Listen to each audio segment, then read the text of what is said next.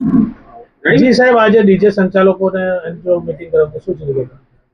આપણે સૌ જાણીએ છીએ કે અત્યારે હાયર સેકન્ડરી સિનિયર સેકન્ડરીની પરીક્ષાઓ પણ ચાલી રહી છે અને દર વર્ષે લગ્નના સિઝનમાં કલેક્ટર કચેરીનો જે અનુભવ છે, મારા ઈમેલ આઈડી પર અને મારા ફોન પર ડેલીની દૈનિક લગભગ 5 થી 10 ફરિયાદો દર વર્ષે લગ્નના સિઝનમાં આવતી હોય છે.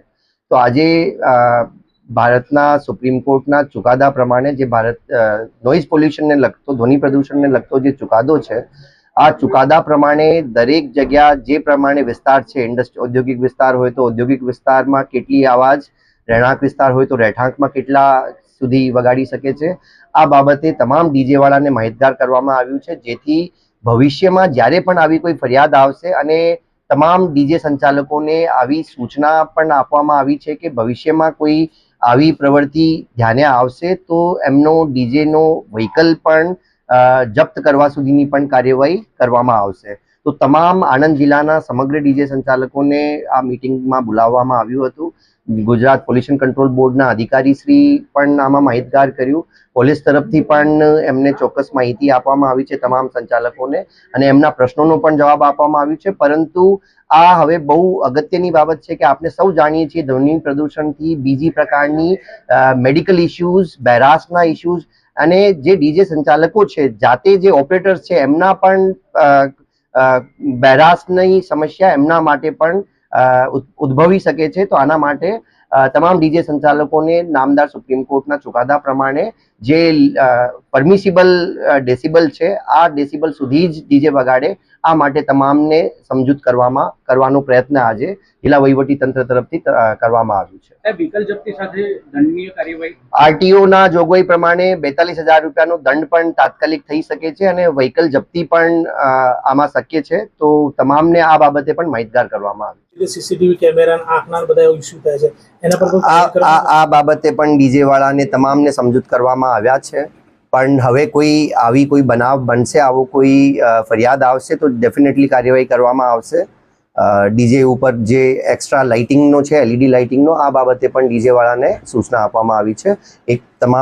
તમામ સૂચનાઓનો પત્ર પણ આપને પણ અત્યારે શેર કરી દેવામાં આવશે. અવાજ કરતા વધારે નહીં વગાડવાનું. ચાલો.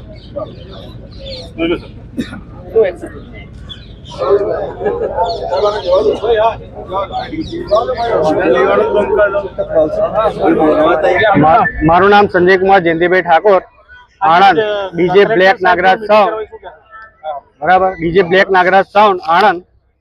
મારે એવું કહેવા માંગે કલેક્ટરને રજૂઆત કરવી છે કે જે અત્યારે સાઉન્ડ પોલ્યુશન માટે કલેક્ટર સાહેબે શ્રીએ અમને જણાવ્યું કે ઓછામાં ઓછું વોલ્યુમ રાખી અને તમે તમારો ધંધો કરી શકો. અમે કલેક્ટર સાહેબને એવું કહેવા માંગીએ છીએ કે તમે અમને સાથ સરકાર આપ્યો એનો કોઈ વાંધો નહીં સાહેબ અમને, પણ અમારે કહેવું એવું છે કે જે પ્રમાણે તમે અમને એવું કહો છો કે આટલા સાઉન્ડમાં વગાડીએ તો અમે એટલું બધું પબ્લિક હોય તો અમે એટલા સાઉન્ડમાં ના વગાડી શકીએ, કારણ કે અમારે બી ધંધાનું છે એટલે અમારે સાઉન્ડ વોલ્યુમ થોડો ખોલવો પડે. બરાબર. અને બીજી વાત એ, આ મીટિંગથી સંતોષ અમને નથી. બરાબર. અમે સાહેબને એવું કહેવા માંગીએ છીએ કે અમે collector office, DSP office, general રસ્તા હશે, હોસ્પિટલો હશે, ત્યાં અમે સ્લો વોલ્યુમથી અમે વગાડીશું. અમે અમારી માન મર્યાદા અને કલેક્ટર સાહેબની માન મર્યાદા સાચવીશું અને જેથી અમે અમારો ધંધો બી કરી શકીએ અને પોલીસને હેરાનગતિ અમે કરી શકીએ નહીં, એવું અમે કહેવા માંગીએ છીએ. અમે કલેક્ટર સાહેબને એવું જણાવવા માંગીએ છીએ કે તમે જે સાઉન્ડ પોલ્યુશન માટેની વાત કરી રહ્યા છો એ અમે રજૂઆતમાં એ જ કહેવા માંગીએ છીએ કે અમે કાયદાકીય હોસ્પિટલ હશે, કલેક્ટર ઓફિસ હશે. આજે મીટિંગ હતો, શું છે તમારું નામ? છે તમારું? મારું નામ પ્રકાશભાઈ છે. શું રજૂઆત છે આજે? વોલ્યુમ લિમિટરની વાત થઈ છે આપણે, પણ અમારો એક ઓપ્શન છે કે જે સાહેબ શ્રી કહી રહ્યા છે કે વોલ્યુમ લિમિટમાં રાખો, પણ જે એક્શન પોલીસ ડીજે માલિક ઉપર કરે છે ને એની જગ્યાએ કસ્ટમર ઉપર કરો. કારણ કે કસ્ટમર પછી એવા ઓપ્શન લાવે છે કે મારે આ ઓળખાણ છે, પેલું ઓળખાણ છે, એ ઓપ્શનનો સોલ્યુશન ખાલી અમને લઈ આવો. કારણ કે આની વસ્તુ કોઈ બી માનશે નહીં કે તમે આમ છે તેમ છે. અમે ડીજે લઈને જઈશું, 2 વ્યક્તિ હશે, સામે 50 જણા હશે તો કોઈ બાદ ભેડી શકવાનું છે નહીં. બરાબર છે. એટલે અમારી એટલી રિક્વેસ્ટ છે કે ડીજે જમા કરવાની જગ્યાએ ઘર માલિક વરરાજાને બી વરરાજા ઉપર કે ઘર માલિક જેને બોલાય ને એના ઉપર એક્શન લો. બરાબર છે. મારું નામ કિશન સોલંકી છે. બરાબર. હું મારુતિ સાઉન્ડ ડીજે છે મારો.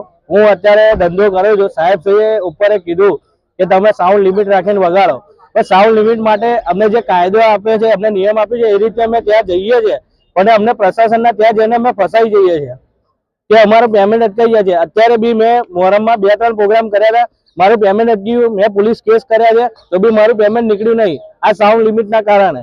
મેં ટાઈમ લિમિટથી વગાડ્યું તો બી મારે આ વસ્તુ થયું છે, બરાબર.